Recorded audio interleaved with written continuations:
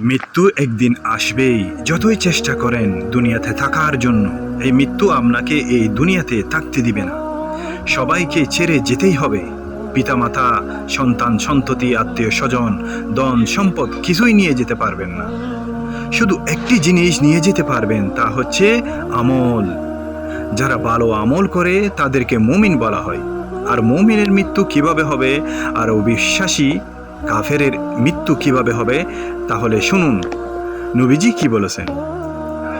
নবীজি সাল্লাল্লাহু আলাইহি সাল্লাম বলেছেন, যখন কোনো মুমিন মারা যায় তখন মৃত্যুর ফেরেশতারা আজরাইল সহ সাদা রেশমের কাপড় নিয়ে আসে। রূহ শরীর থেকে এমন সহজে বের করে যেমন পানির ফোঁটা কলসি থেকে পড়ে যায়। কিন্তু ভয়ানক একটি বিষয় হচ্ছে কাফেরের মৃত্যু। নবীজি কাফেরের মৃত্যু সম্পর্কে কি বলেছেন?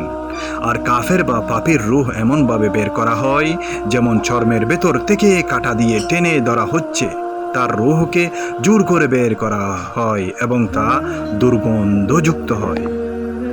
তাই মহান আল্লাহ তাআলা মানব জাতিকে উদ্দেশ্য করে বলেন, হে মুমিনেরা, তোমরা আল্লাহকে পরিপূর্ণরূপে ভয় করো আর মুসলিম না হয়ে তোমরা মৃত্যুবরণ করো না।